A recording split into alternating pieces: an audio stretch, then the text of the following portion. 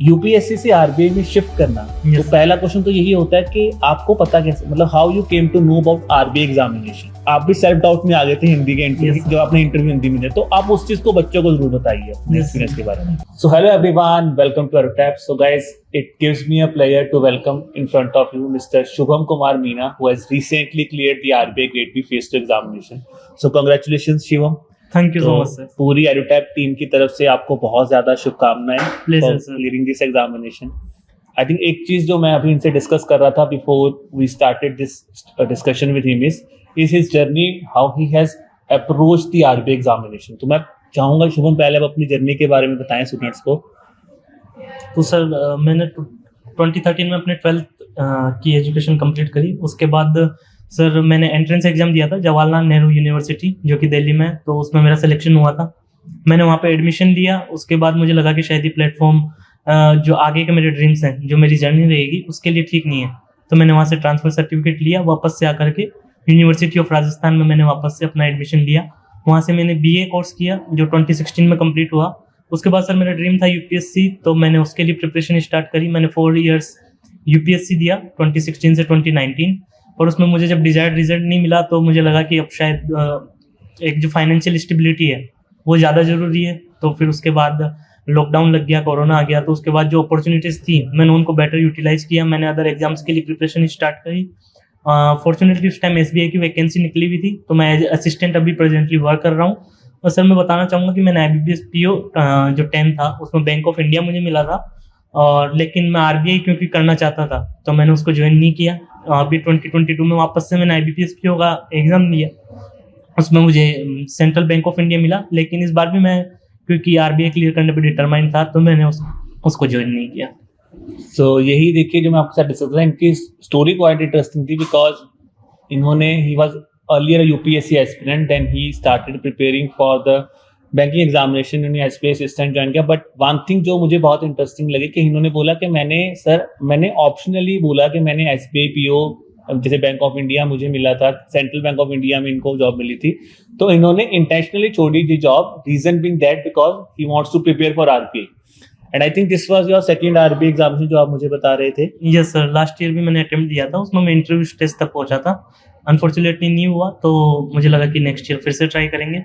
तो फिर मैंने अच्छे से और ज़्यादा प्रिपरेशन करी और इस बार फिर मैं यहाँ हूँ।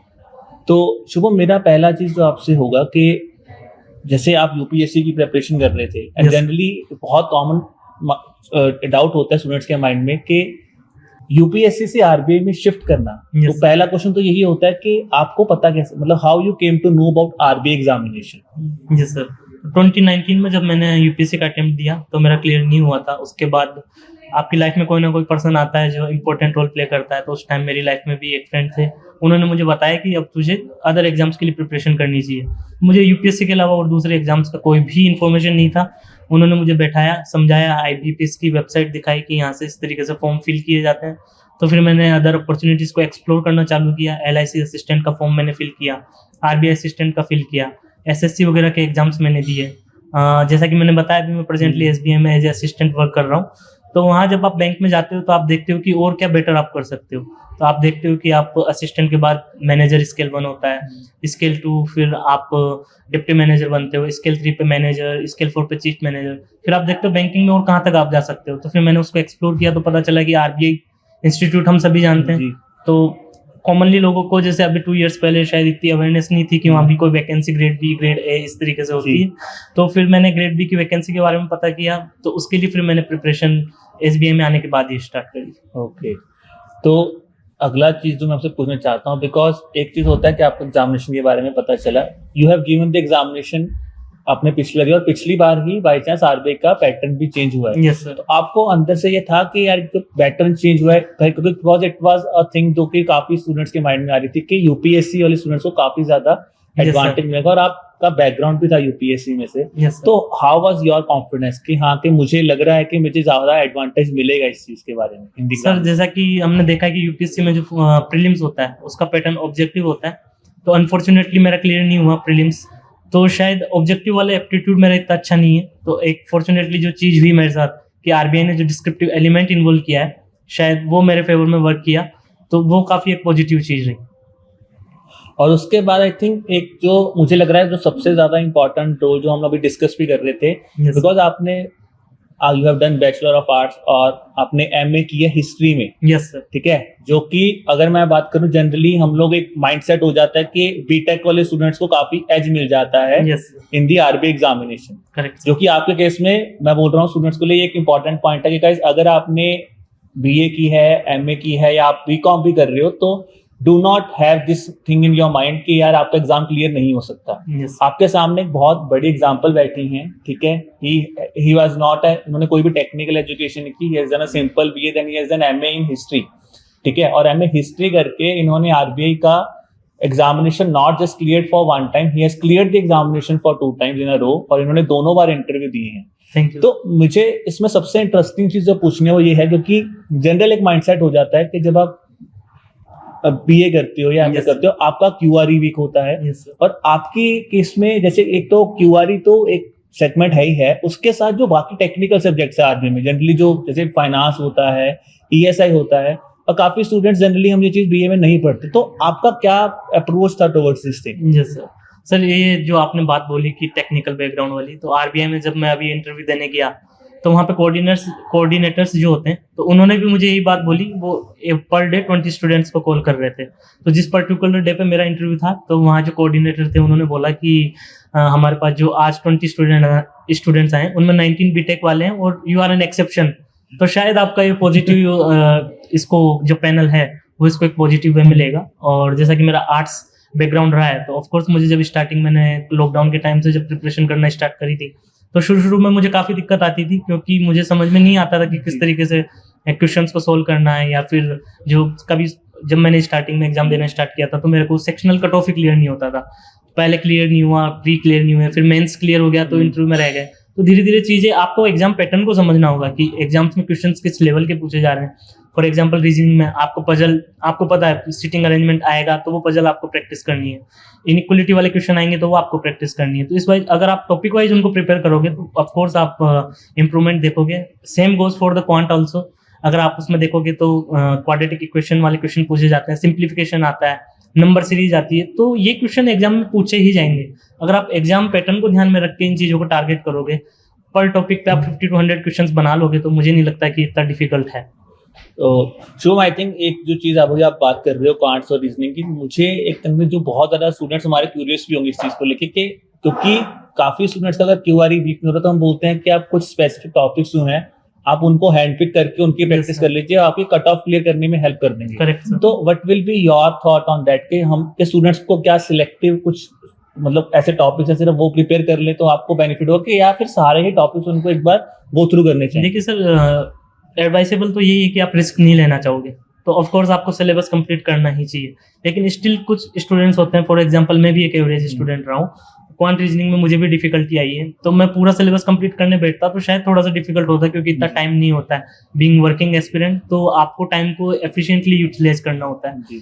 तो मैंने ये स्ट्रेटजी अपनाई कि मैंने देखा, पहले बैठ के देखा कि कौन कौन से क्वेश्चन एग्जाम में पूछे जा रहे हैं। मैंने रीजनिंग में 5 टॉपिक्स बना लिए, जैसे पजल अरेंजमेंट हो गया, और जो आपका ऑर्डर्स वगैरह के क्वेश्चंस आते हैं। क्वांट में भी वैसे ही मैंने किया, सिंप्लीफिकेशन, नंबर सीरीज, इन पे मैंने 100 क्वेश्चन सोल्व किए, प्रीवियस एग्जाम्स के क्वेश्चन सोल्व किए। तो अगर किसी को इतना मतलब अगर डर है क्वांट और रीजनिंग को लेकर के तो टॉपिक वाइज अगर उनको टारगेट करेंगे तो ऑफकोर्स वो काफी अच्छा कर सकते हैं। ठीक है। और जैसे अभी आपने बात किया कि because he is a working aspirant, ये एसपीआई में जॉब भी कर रहे हैं, तो बिकॉज जैसे अब आपने तो अपने टाइम स्लॉट अपना कैसे डिवाइड किया हुआ था? Yes sir. Because quant reasoning English QRE भी करना है और आपको साथ के साथ ही technical subjects like finance and management भी प्रिपेयर करना है। Correct. And not only just this, अब तो आरबीआई ने एक नया पैटर्न चेंज किया है, ऑब्जेक्टिव फेज 2 में डिस्क्रिप्टिव की प्रैक्टिस भी आपको करनी है। तो what was your time slot for that these things कि आपने किस तरह प्रिपेयर किया? जैसे आपने बोला क्वांट रीजनिंग में मैंने कुछ स्पेसिफिक टॉपिक्स हैंड पिक किए थे, यस सर। तो बाकी चीज के लिए स्ट्रेटेजी कैसे और आपने कैसे अपनी वर्क लाइफ को बैलेंस किया इस चीज के साथ? Yes sir. तो सर जैसा कि मैंने बताया मेरा पीओ में सिलेक्शन हुआ था लेकिन मैंने इसको ज्वाइन नहीं किया। प्राइम रीजन बीइंग क्योंकि मुझे लगता था कि अगर मैं पीओ ज्वाइन कर लूंगा तो मेरे पास इतना टाइम नहीं रहेगा इस एग्जाम को डिवोट करने के लिए, तो मैंने असिस्टेंट रहना ही बेहतर समझा क्योंकि हमारा फिक्स टाइमिंग होता है। हालांकि वर्क प्रेशर होता है और टाइमिंग का भी इशू होता है, लेकिन मुझे ऐसा लगता है कि आप सुबह उठ के टाइम डिवोट कर सकते हो, ऑफिस से आने के बाद आपको कॉलिंग का प्रेशर नहीं रहता है, जो हमारे जो सुपीरियर्स हैं, जो सीनियर पोजीशन पे हैं, उनको कॉल रात को 8 बजे भी आ सकता है, 9 बजे भी आ सकता है। तो हम लोगों के साथ वो इश्यू नहीं है, एक बार आप घर आ गए तो उसके बाद आपके बाद 1 आवर का टाइम है, 2 आवर्स का टाइम है, आप उसको एफिशिएंटली यूटिलाइज कर सकते हो। तो मैंने ये किया हुआ था, मॉर्निंग में मैं न्यूज़पेपर रेफर करता था, स्पेसिफिकली फॉर आरबीआई मैंने बिजनेस स्टैंडर्ड को रेफर किया। मॉर्निंग में मैं फेस 1 को डिवोट करता था और आने के बाद जो डिस्क्रिप्टिव हैं उन टॉपिक्स को मैं डिवोट करता था। जैसे फाइनेंस और मैनेजमेंट का एक टॉपिक 2-3 दिन में फिनिश कर लिया, और उसके बाद ईएसआई का कोई टॉपिक जैसे न्यूज़पेपर को हाईलाइटेड हो रही है, सोशल इनिशिएटिव्स को लेकर के कोई स्कीम्स वगैरह हैं, तो मैं उनको प्रिपेयर कर लेता था। ठीक है, तो आई थिंक ये एक इन्होंने बहुत स्मार्ट स्ट्रेटजी यूज की है। इन्होंने मुझे बोला कि इन्होंने इंटेंशनली, जो आपको बोला था ना कि इन्होंने इंटेंशनली पीओ नहीं ज्वाइन किया, तो उसका रीजन ये था because he has a clear focus in his mind कि he wants to join RBI only, और इसी यही एक रीजन था जिसके कारण इन्होंने ही ऑप्टेड आउट कि मुझे एसबीआई पीओ, बिकॉज जैसे मैंने स्टार्टिंग में डिस्कस किया, he was a PO in Bank of India, he has cleared the PO examination for, he has been given, और ये पीओ अपॉइंट होने वाले थे सेंट्रल बैंक ऑफ इंडिया में भी। तो ये एक बहुत इंपॉर्टेंट पॉइंट था। देखिए कि इट ऑलवेज से कि इन्होंने कुछ बहुत बड़े रिस्क भी लिए in his decision making during the whole journey that he has started. तो मेरा नेक्स्ट क्वेश्चन शुभम आपसे ये रहेगा कि जैसे आपने क्वांट और रीजनिंग की बात की, जैसे आपने बोला कि मैंने फाइनेंस के जो कुछ मतलब चैप्टर्स जो मैं पढ़ता था, और ईएसआई को मैं based on current affair start करता था। What will you guide to दो स्टूडेंट्स जिनका फाइनेंस में कोई बैकग्राउंड नहीं है? Yes sir. ठीक है, फाइनेंस में कोई बैकग्राउंड नहीं है and they are working also, so how should they approach this examination? Because कोई आइडिया ना होना और कौन से चैप्टर पहले पढ़े, तो what will be your thing that how you will guide the students कि किस तरह उनको अप्रोच करना चाहिए towards the specially finance and management? Yes, finance और मैनेजमेंट का सर जब हम सिलेबस देखेंगे तो उसको 2 पार्ट्स में डिवाइड किया गया है। स्टार्टिंग में फाइनेंस है, यहाँ पे RBI, other institutions like SIDBI, इन सब के बारे में पढ़ते हैं। इंपॉर्टेंट फाइनेंशियल इवेंट्स जो 1990s के बाद हुए हैं, जो इकोनॉमिक रिफॉर्म्स हमने लिए हैं, 2008 का जो फाइनेंशियल क्राइसिस है, इस तरीके के इवेंट्स को वहाँ मेंशन किया गया है, वो सिलेबस के अंदर है। और मैनेजमेंट वाला जो टॉपिक है वो थोड़ा सा ट्रिकी हो जाता है, क्योंकि वहाँ स्टूडेंट्स को पता नहीं होता कि किन सोर्सेज को रेफर करना होता है। तो लास्ट ईयर जो मेरा सिलेक्शन नहीं हुआ था, मैं कहूँगा कि शायद इस पेपर की वजह से मेरा नहीं हो पाया था, क्योंकि जो सबसे ज़्यादा स्कोरिंग पेपर है उसमें मैंने 50 मार्क्स स्कोर किया था। क्योंकि लास्ट टाइम मैंने just for the sake of giving the exam कि चलो एक्सपीरियंस कर लेते हैं, वो मेरा अप्रोच था, तो मैंने इस पेपर को प्रिपेयर नहीं किया था, वो गलती करी थी। तो मैंने इस बार ये चेंज किया कि मैंने फेस 1 से पहले ही इस पेपर को प्रिपेयर कर लिया। अब सोर्स मैंने कौन सा फाइनेंस और मैनेजमेंट के लिए रेफर किया, उसके लिए बेस्ट है कि आप किसी बुक्स को रेफर ना करके कोई भी कोचिंग इंस्टीट्यूट्स का आप रेफर कर सकते हो। सभी सेम चीज़ें प्रोवाइड करवाते हैं, वो डिपेंड करता है कि आपको किसका कंटेंट बेटर वे में समझ में आ रहा है। तो जो समरी शीट्स एडुटेप की थी वो मैंने इसके लिए रेफर करी, फाइनेंस और मैनेजमेंट के लिए। तो उसमें काफ़ी कॉम्प्रिहेंसिवली चीज़ें कवर की गई है। आपको सेलेक्टिवलिटी मैं एडवाइस करूंगा कि उसमें से सेलेक्टिवली आप इन चीज़ों को रेफर करें और अपने नोट्स बनाएं। ठीक है, तो अभी जैसे I think I should thank him for that also, for appreciating the things that is about the finance that he was talking. ठीक है जी, और इम्पॉर्टेंट चीज़ आती है कि क्योंकि एक ना ये मिथ है कि आपको पहले फाइनेंस एंड मैनेजमेंट के लिए सिर्फ आपको लास्ट टाइम पे ही स्टार्ट प्रिपरेशन करनी है। बहुत बच्चे होते हैं कि सिर्फ वो पहले हार्डकोर फोकस करते हैं फेस 1 के ऊपर, फिर देन दे स्टार्टेड, बिकॉज तो वो लास्ट 1 मंथ में पैनिक हो जाते हैं कि फेस 2 की प्रिपरेशन स्टार्ट करें। तो आपका क्या आइडिया, बिकॉज आपने जैसे बोला फाइनेंस एंड मैनेजमेंट मैंने टॉपिक बाय टॉपिक स्टार्ट किया, तो what will be your strategy? आप बच्चों को क्या बताना चाहेंगे कि किस तरह उनको अप्रोच करना चाहिए फेस 1 और फेस 2 को इकट्ठा, specially the topics like finance and management, ESI? Correct sir. तो सर इसमें ये है कि फाइनेंस और जो अपना ईएसआई का पेपर है उसमें बहुत सारे टॉपिक्स कॉमन है। फॉर एग्जांपल आप बजट और सर्वे पढ़ते हो, आप इन्फ्लेशन के बारे में पढ़ते हो, आप बजट और इकोनॉमिक सर्वे तो मैंने जैसा कि बताया अभी। तो उसके बाद जो मॉनेटरी पॉलिसी होती है, बजटरी, और ये जो फिस्कल पॉलिसी गवर्नमेंट की होती है, ये कुछ सिमिलर टॉपिक्स हैं जो आपको इकट्ठे प्रिपेयर करने चाहिए।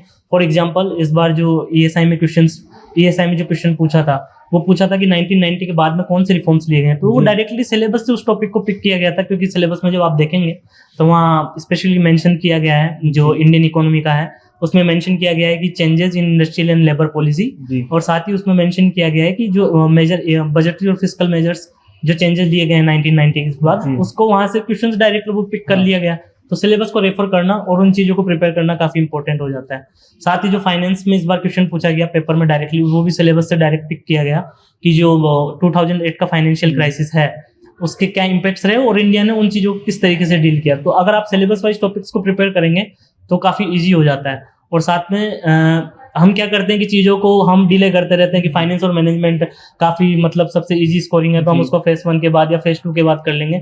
तो ये गलती ना करें जो मैंने लास्ट टाइम करी थी। मैंने इस पेपर को लास्ट टाइम के लिए रखा और 10 मार्क्स से मेरा सिलेक्शन रह गया था। तो जो चेंज मैं एडवाइस अभी कर रहा जी, था जी। कि आप फेस 1 से पहले ही इस पेपर को प्रिपेयर कर लें, तो काफ़ी हद तक आपकी चीज़ें सोल्व हो जाती हैं। तो लास्ट टाइम में जो फेस 1 के बाद हमें काफ़ी कुछ करना होता है, जीए पढ़ना है आपको, फेस 2 के बाद ईएसआई का करना है, डिस्क्रिप्टिव की आंसर राइटिंग प्रैक्टिस करनी है, तो वो फिर उस टाइम पे टाइम नहीं मिल पाता है। कम टाइम में पेपर जी। प्रिपेयर हो जाता है, तो आप 10 से 15 दिन में इस पेपर को कंप्लीट कर लीजिए।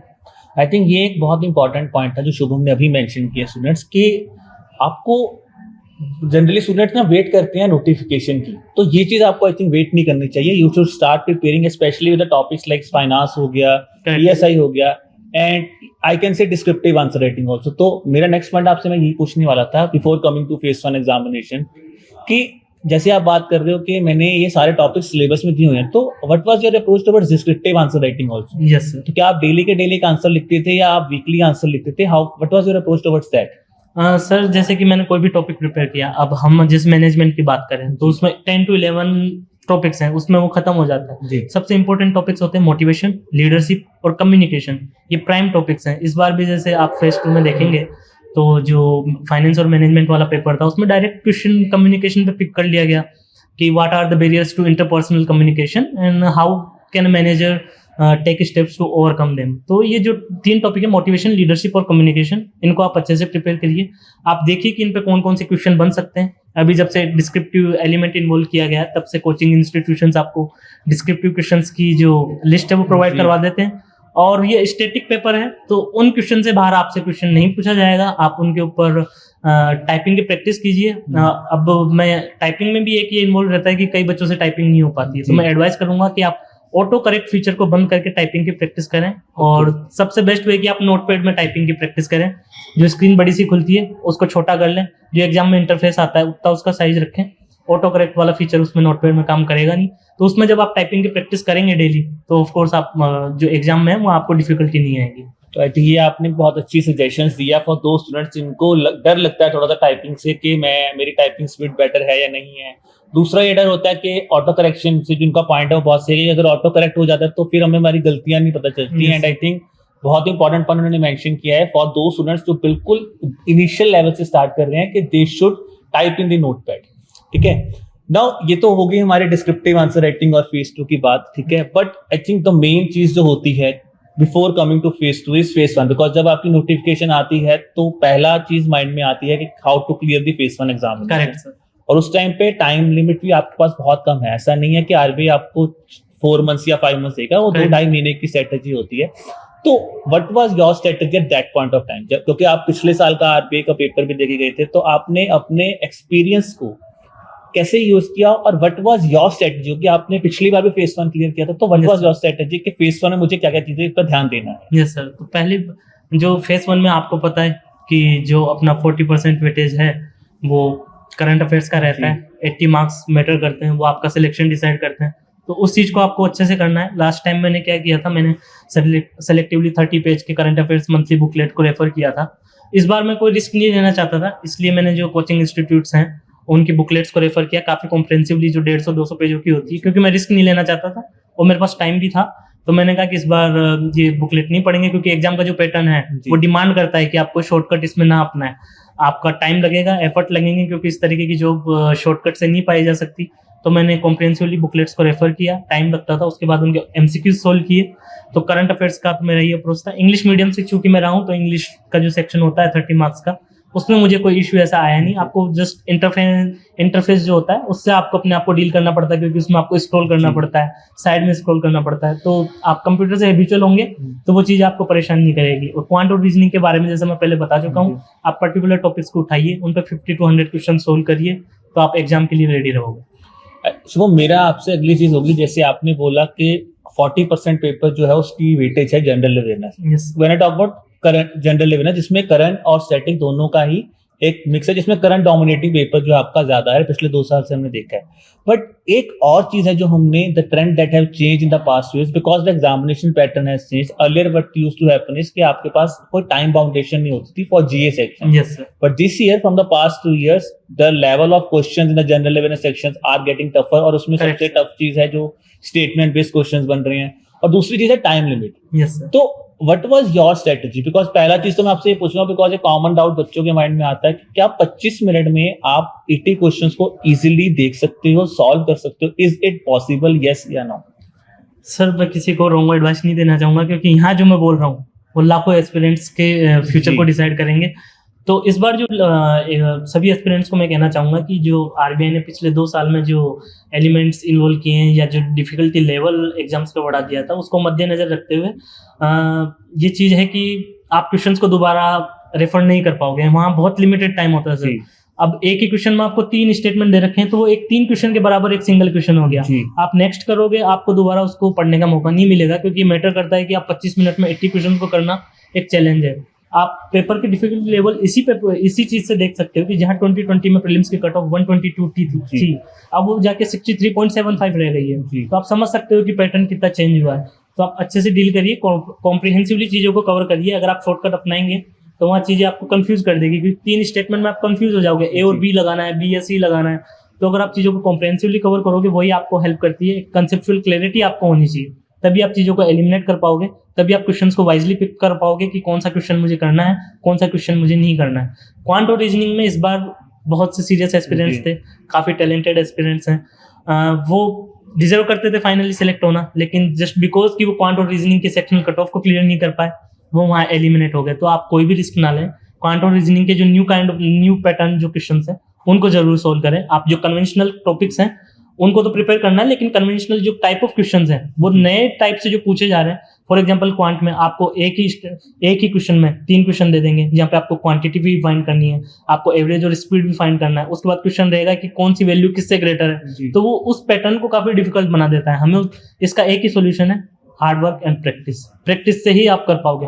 डायरेक्टली एग्जाम में जाके अप्रोच करोगे तो फिर उसका रिजल्ट आपको सहना पड़ेगा। तो this is the one important thing जो शुभम ने आपको बोला है, practice. Because I think quant और रीजनिंग हम बहुत ज्यादा स्टूडेंट्स आई थिंक हम लोग एक माइंड में ले लेते हैं कि एग्जामिनेशन टफ बन रहा है, बट आई थिंक कहीं ना कहीं उस एग्जामिनेशन को टफ भी हम लोग ही बनाते हैं, क्योंकि जैसे आप बोल रहे हो कि आपने काफी प्रैक्टिस की है। तो अच्छा, मुझे एक चीज शुभम आपसे एक पूछनी है, बिकॉज प्रैक्टिस करना, एक रूटीन बनाना वो एक अलग चीज है, but at the time of examination because questions are getting tougher, we can not deny that कि पेपर टफ हो रहा है, तो what should be the approach? आपको एग्जाम पे बैठ के ही आइडिया लगाना पड़ेगा कि किस तरह, तो आपका क्या अप्रोच था? जैसे क्वांट और रीजनिंग डिफिकल्ट आया, जीए भी पिछले बार कंपैरेटिवली डिफिकल्ट है क्योंकि कट ऑफ गिरी है। Yes sir. We were saying के बच्चों ने काफी प्रिपेयर किया, बट देन आल्सो जीए की कट ऑफ काफी ज्यादा डाउन हुई है। Yes, sir. तो what should be your approach eight the time of examination? Yes sir. आपने एग्जाम से पहले जो प्रिपरेशन की है दैट्स राइट, बट जब आप एग्जाम में बैठ चुके हो और पेपर आपके सामने स्टार्ट हो चुका है, तो और आपको तब पता है कि पेपर कैसा आया है।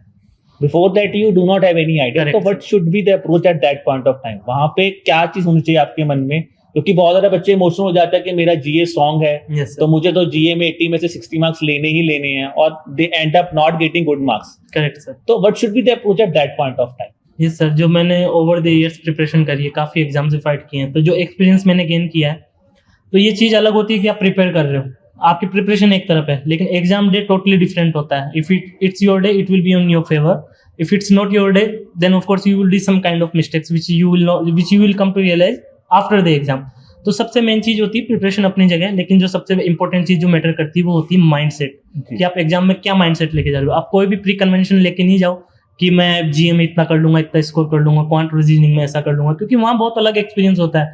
आप जितना सोचते हो टाइम एकदम मतलब फास्ट स्पीड से जा रहा होता है। तो इस बार जैसे फेस 1 काफी डिफिकल्ट रहा, कट ऑफ 63.75 डाउन गई है, तो वहाँ आपका माइंडसेट मैटर करता है। आपको एकदम कूल माइंड से करना है। अगर आपको कोई क्वेश्चन नहीं आ रहा है तो आपको सोचना है कि मैं अगले क्वेश्चंस कर लूंगा, पैनिक करने की जरूरत नहीं है, वरना वो आपका पूरा पेपर खराब हो जाएगा। आपको कोई क्वेश्चंस नहीं आ रहा है, पेशेंस रखिए, नेक्स्ट क्वेश्चन को चेक करिए, वो भी नहीं आ रहा है, नेक्स्ट क्वेश्चन को चेक करिए। अगर आपने प्रिपरेशन करी है सीरियसली, तो of course you will be able to manage कि मैं सेक्शनल कट ऑफ को क्लियर कर जाऊंगा। फिर आप मैनेज करिए कि क्वांट अगर आपका अच्छा हो रहा है वहाँ ज़्यादा क्वेश्चन अटेम्प्ट करिए, रीजनिंग अच्छा जा रहा है रीजनिंग में थोड़ा सा कवर करिए। तो एक सेक्शन की कमी को कहीं ना कहीं दूसरे सेक्शन में हमें कवर करना है, ताकि सेक्शनल कट ऑफ के अलावा हमें ओवरऑल कट ऑफ का भी ध्यान रखना है।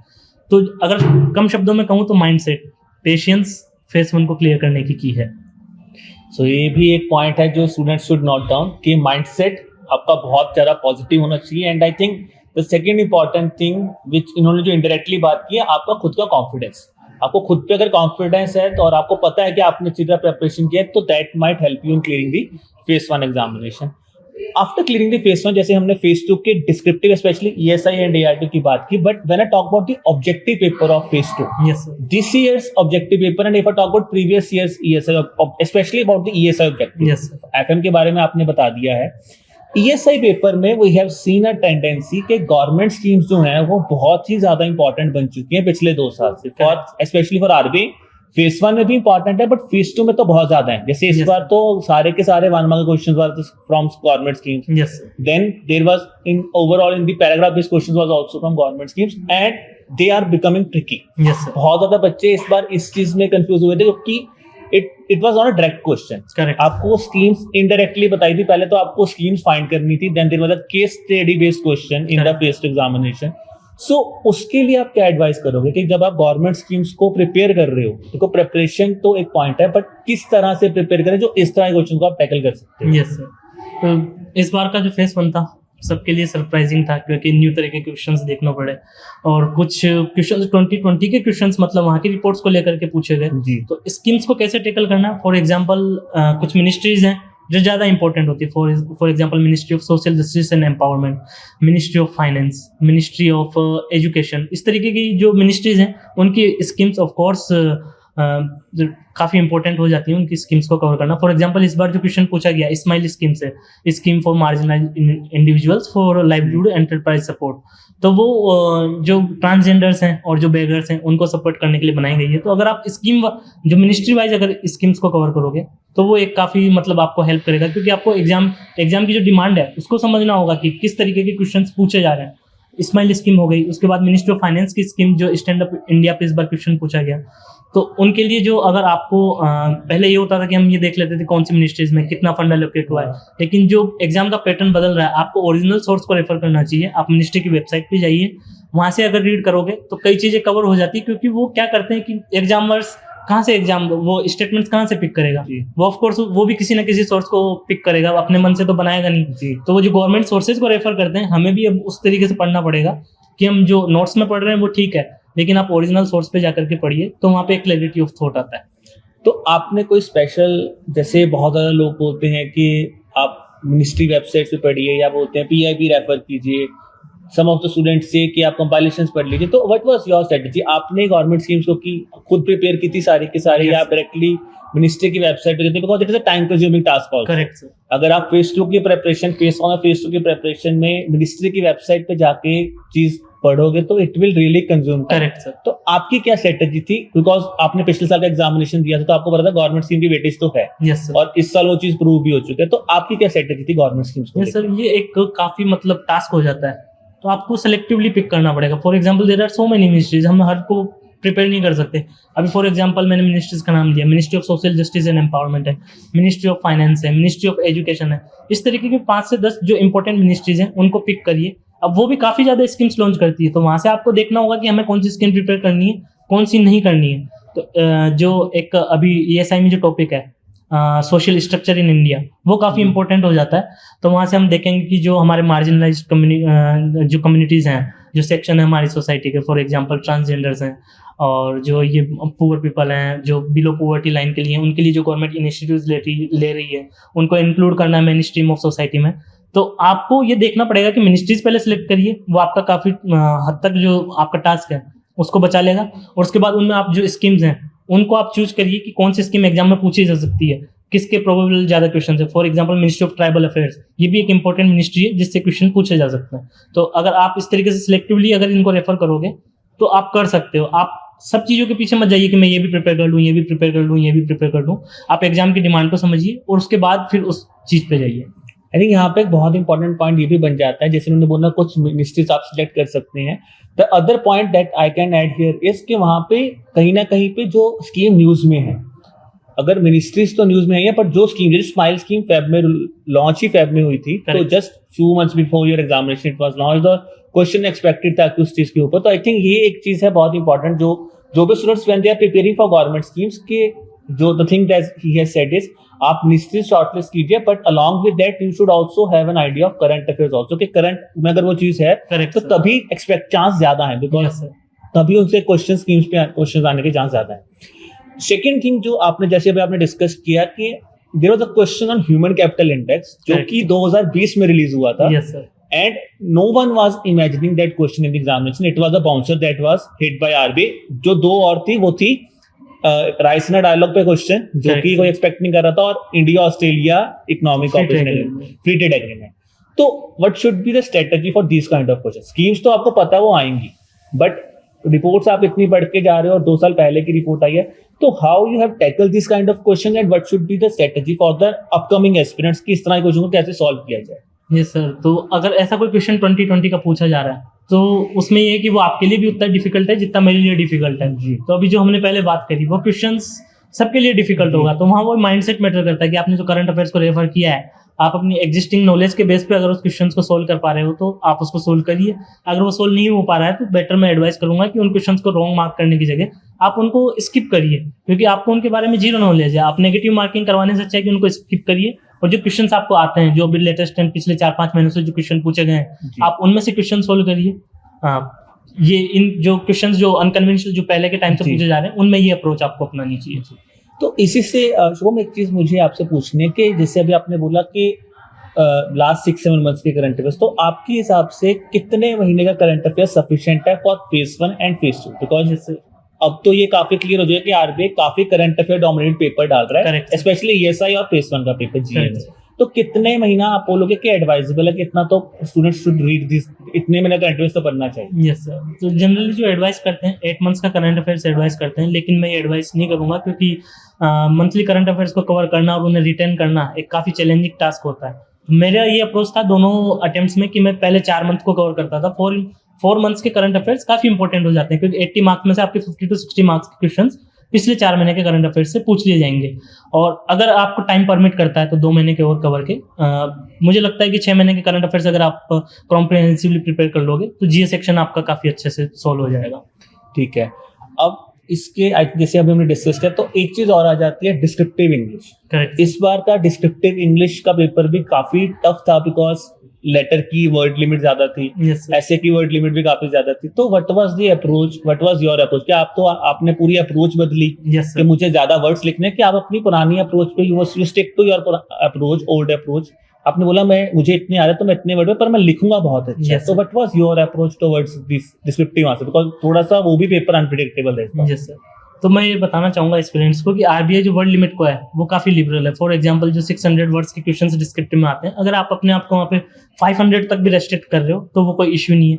400 वर्ड्स वाले जो क्वेश्चंस होते हैं, अगर आप 300 प्लस पे अपने आप को रेस्ट्रिक्ट कर रहे हो तो वो भी कोई इश्यू नहीं है। आपको कंटेंट अच्छा लिखना है, आपका जो स्ट्रक्चर है, जो प्रेजेंटेशन है, वो मैटर करता है। इंग्लिश में जैसा कि अभी आप इंग्लिश के पेपर की बात कर रहे हैं, इस बार का थोड़ा सा अनकन्वेंशनल था, क्योंकि इंग्लिश के पेपर में जो प्रिसाइज था वो स्पेस को लेकर के था, काफ़ी फिलोसफिकल टाइप का प्रिसाइज था वो, तो कई लोगों को नहीं समझ में आया। और जो इस बार जो पैराग्राफ बेस्ड क्वेश्चंस पूछे गए थे वो फाइनेंस के टॉपिक से पूछे गए थे। वहाँ पे डेरिवेटिव्स जो एक टॉपिक है उसको पिक करके उस पर एक पैराग्राफ दिया गया था, तो उसको अंडरस्टैंड करना ही अपने आप में टास्क था। यहाँ पे फिर वही माइंडसेट मैटर करता है कि आपको कूल रहना है, नहीं समझ में आ रहा है थोड़ा सा शांति रखिए, पेपर को समझिए, क्योंकि आंसर वहीं पे दिए। पैराग्राफ बेस्ड क्वेश्चन में होगा कि आंसर वहीं पे होगा, आपको उसको अच्छे से एक रीडिंग हैबिट डेवलप करनी चाहिए, ताकि जो अगर इंग्लिश में कोई लेंथी पैराग्राफ आ रहा है तो आपको वहाँ पेशेंस रखना जरूरी है। आपको रीडिंग हैबिट डेवलप करनी ही पड़ेगी, क्योंकि आप ये नहीं कह सकते कि अभी मुझे ये समझ में नहीं आ रहा है तो मैं क्वेश्चन सोल्व नहीं करूंगा।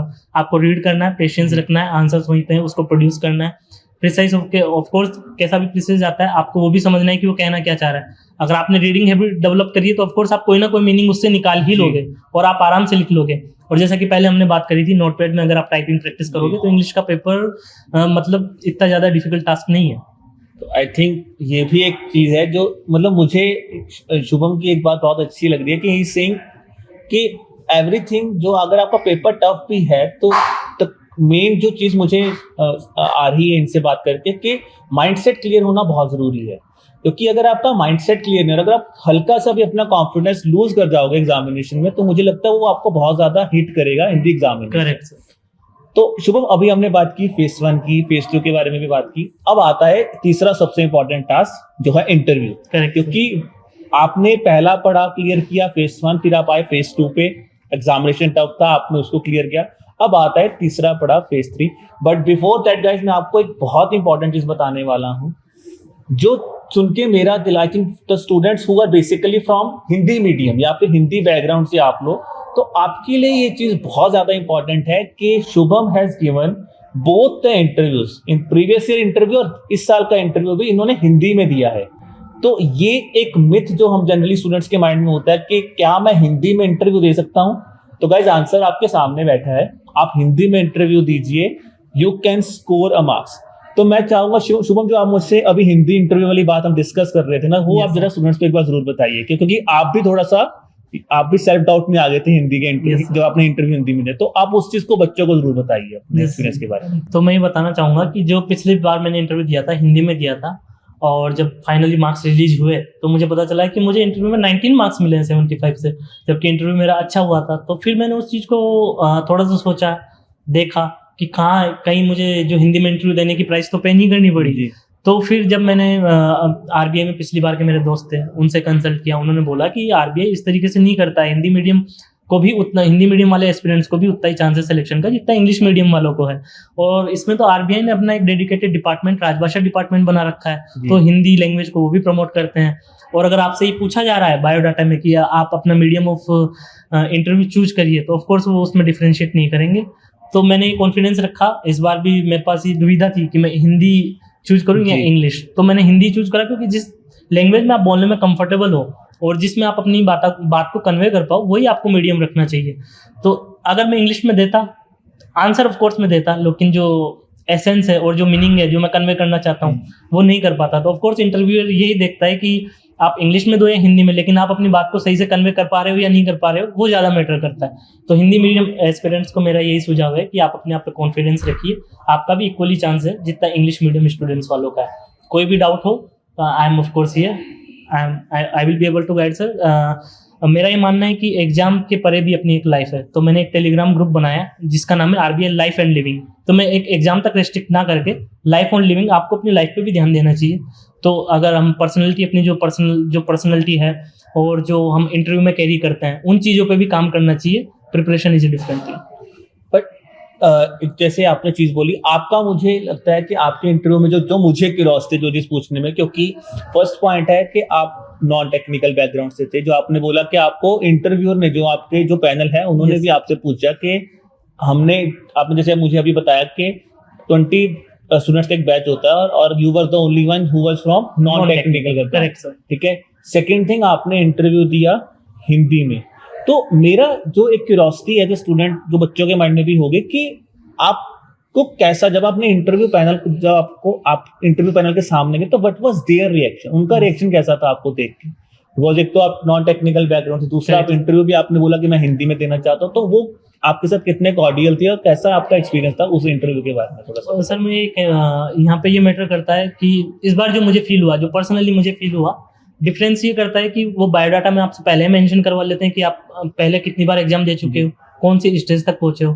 तो पिछली बार मेरा इंटरव्यू काफ़ी ग्रिलिंग था क्योंकि मेरा फर्स्ट अटेम्प्ट था। इस बार जब मैंने मेंशन किया कि लास्ट टाइम मैं इंटरव्यू के लिए अपीयर हुआ हूँ, तो इस बार पैनल ने वो देखा होगा, तो शायद वो थोड़ा सा इस बार काफ़ी कोर्डियल इंटरव्यू रहा। लकीली मुझे नहीं पता कि क्या हुआ क्या नहीं हुआ, लेकिन इस बार काफ़ी कोर्डियल इंटरव्यू रहा मेरा। जो मेनली क्वेश्चंस थे मेरे, जो मैंने मास्टर्स कर रखा है हिस्ट्री में, हिस्ट्री से क्वेश्चंस पूछे गए। एसबीआई में वर्क कर रहा हूँ तो ब्रांच रिलेटेड क्वेश्चंस पूछे गए। काफ़ी कोर्डियल इंटरव्यू था और सभी मेंबर्स ने काफ़ी अच्छे क्वेश्चंस पुट अप किए। तो मुझे कहीं भी ऐसा नहीं लगा कि मैं इंटरव्यू के लिए अपीयर हुआ हूँ। It was kind of a discussion. उनका फ्लो मेरे साथ ऐसा बन गया कि वो क्वेश्चन पुट कर रहे हैं, मैं आंसर दिए जा रहा हूँ। तो कब इंटरव्यू 20 से 25 मिनट मेरा इंटरव्यू चला होगा, कब मैं अंदर गया, कब उन्होंने क्वेश्चन पुट अप किए, कब मैंने आंसर दिए, कब मैं बाहर आया। It was totally cordial and it was good environment. तो एक चीज़ मैं आपसे और पूछना चाहूँगा, क्योंकि जब आप प्रिपेयर करें, जैसे आपने बोला कि मैंने फेज 1 के लिए आप मॉक दे सकते हो, फेज 2 के लिए आप मॉक दे, तो आपने जब इंटरव्यू की प्रिपरेशन की तो क्या आपने तब भी मॉक इंटरव्यूज दिए थे?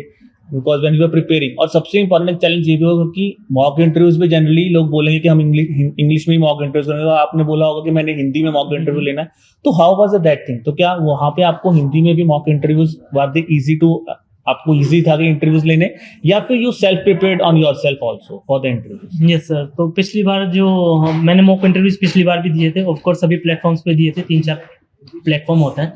तो पिछली बार जो मेरे को मॉक इंटरव्यूज में फीडबैक मिले थे, एक भी मॉक इंटरव्यू में मुझे पॉजिटिव फीडबैक नहीं मिला था। I was getting the reviews कि आप अपने आंसर्स को काफ़ी शॉर्ट रख रहे हो, आपकी बातों में कॉन्फिडेंस नज़र नहीं आ रहा है। तो वो चीज़ें थी, पिछली बार का जो भी था वो ख़त्म हुआ। इस बार मैंने दोबारा से वर्कआउट किया। इस बार जो फॉर्चुनेटली मैंने कुछ भी स्पेसिफिकली ऐसा नहीं किया, शायद ओवर द टाइम वो चीज़ें अपने आप में इम्बाइब हो गई या फिर वो कॉन्फिडेंस डेवलप हो गया। इस बार भी मैंने सेम प्लेटफॉर्म्स पे अपीयर किया मॉक इंटरव्यूज के लिए, लेकिन इस बार मुझे एक भी इंटरव्यूज में नेगेटिव रिव्यू नहीं मिला। हर इंटरव्यू में मुझे पॉजिटिव रिव्यू मिला कि you are good to go for the interview. और जो एडुटेक का मॉक इंटरव्यू मैंने दिया था, फर्स्ट मॉक इंटरव्यू एडुटेक का दिया था, वहाँ जो पैनल मेंबर्स थे उन्होंने मेरा कॉन्फिडेंस बूस्टअप किया। और the kind of questions they put up, for example मैं एक एग्जांपल देना चाहूँगा। एडुटेक के मॉक इंटरव्यू में मुझसे क्वेश्चन पूछा गया था कि being from the history, doing masters from the history, तो सर ने मुझसे क्वेश्चन पूछा था कि अभी जो हिस्ट्री को रीराइट किया जा रहा है, ये क्या सही है कि गलत है, क्या आप इसका टेक लेना चाहोगे? और जब हिस्ट्री रियल इंटरव्यू में मुझसे पूछा गया, सेम क्वेश्चन मुझसे पुटअप किया गया कि आप मास्टर्स आपने हिस्ट्री में कर रखा है, आपका हिस्ट्री में हमें काफ़ी इंटरेस्ट दिखता है, तो आप ये बताइए शुभम जी कि जो अभी हिस्ट्री को रीराइट किया जा रहा है, तो आपका इस पे क्या टेक है? तो ऑफकोर्स वहाँ से जो एडुटेक के मॉक इंटरव्यूज से मुझे इनपुट मिले थे, तो वहाँ पे मैं उस क्वेश्चन को बेटर प्रेजेंट कर पाया। तो ऐसा होता है कि जब आप मॉक इंटरव्यूज के लिए अपीयर होते हो, तो कई चीज़ें ऐसी होती है जो आपके फेवर में वर्क करती है। तो आई थिंक ये भी एक काफ़ी इंपॉर्टेंट लर्निंग है फॉर द स्टूडेंट्स गाइस, कि आपको मॉक इंटरव्यूज, कोई भी चीज़ है उसकी प्रैक्टिस होनी इंपॉर्टेंट है। जैसे अभी इन्होंने एग्जांपल दिया कि मुझे लगता है कि फिर तो आपका एक अंदर से कॉन्फिडेंस बढ़ेगा कि यार ये क्वेश्चन तो मुझे वैसे ही याद है, मैं अभी तो देख के आया हूँ ये चीज़। शुभम, इसके अलावा, because I think your journey is quite great, आप you are not from non technical background, आपने हिंदी मीडियम में इंटरव्यू दिया विद फुल कॉन्फिडेंस, जो कि बहुत ज़्यादा बच्चों के लिए एक प्रेरणा होगी। He is a real gem for those students who have the thing, who want to prepare for RBI, और उनके माइंड में है कि मैं हिंदी मीडियम में क्या इंटरव्यू दे सकता हूँ। दूसरा पॉइंट, अगर आप ये सोच रहे हो कि सिर्फ आरबीआई जो है वो टेक्निकल बैकग्राउंड के स्टूडेंट्स को एडवांटेज देता है, तो इट्स नॉट लाइक दैट। हमारे सामने एक स्टूडेंट बैठे हैं जो कि नॉन टेक्निकल बैकग्राउंड में है, neither he has red economics, neither he has red finance, he has done BA, he has done MA in history, ठीक है, एंड इवन इनकी एमए हिस्ट्री के ऊपर भी इनको इंटरव्यू में चीजें पूछी गई। Yes sir. शुभ, इसके अलावा एनीथिंग यू वांट टू से, मतलब मुझे तो यानी आप कुछ भी स्टूडेंट्स के साथ शेयर करना चाहते हैं अपने एक्सपीरियंस में, तो you are open to do that. Yes sir. Phase 1 में जैसा मैंने बताया, आपको भी शॉर्टकट ना अपना है, आपको कॉम्प्रिहेंसिवली प्रिपेयर करना है। जो एग्जाम की डिमांड है, आपको करंट अफेयर्स कॉम्प्रिहेंसिवली ही प्रिपेयर करना है। फेज 2 के लिए कम शब्दों में कहूँ तो टाइपिंग प्रैक्टिस आपको ऑफ कोर्स करनी पड़ेगी, और नोटपैड पे करें तो ज़्यादा बेहतर है। और जो ऑब्जेक्टिव पार्ट है, इस बार हम देखें ईएसआई में जो इकोनॉमिक्स से रिलेटेड क्वेश्चंस थे, वो 30 में से 11 क्वेश्चंस इकोनॉमिक से पूछे गए थे, और 19 क्वेश्चंस जो थे वो सोशल इश्यूज से पूछे गए थे। तो आपका फोकस जब ईएसआई को प्रिपेयर कर रहे हैं, तो सोशल इश्यूज को लेकर के आपको एक इंटरेस्ट होना चाहिए कि हम उन टॉपिक्स को इंटरेस्ट के साथ पढ़ें, तो वो एग्जाम में आपको हेल्प करेगा। फाइनेंस और मैनेजमेंट में हम देखें तो फाइनेंस से रिलेटेड 12 क्वेश्चंस पूछे गए थे, और मैनेजमेंट को लेकर के 18 क्वेश्चंस ऑब्जेक्टिव में पूछे गए थे।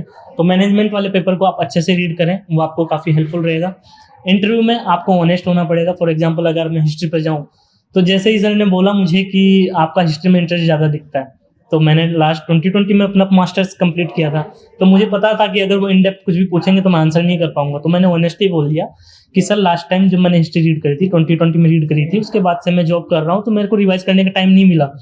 तो अगर आप मुझसे कोई भी इन डेप्थ क्वेश्चंस पूछेंगे तो वो मेरे लिए आंसर करना डिफिकल्ट होगा। तो उन्होंने भी इस चीज़ पे स्माइल किया, उसको नेगेटिव वे में नहीं लिया। तो उन्होंने मुझसे खाली ये पूछा कि आप चलिए हिस्ट्री के 5 इंपॉर्टेंट सिग्निफिकेंट इवेंट्स बता दीजिए।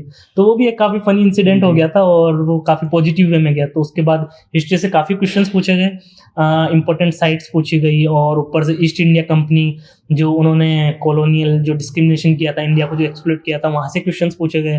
ट्रेडिंग पोस्ट के बारे में पूछा गया, ईस्ट इंडिया कंपनी के ऊपर काफ़ी क्वेश्चंस पूछे गए। उसके बाद रूलर्स जो इंपॉर्टेंट बैटल्स है, किस तरह इंडिया की जो इकोनॉमी आज है वो किस तरीके से शेप हुई है।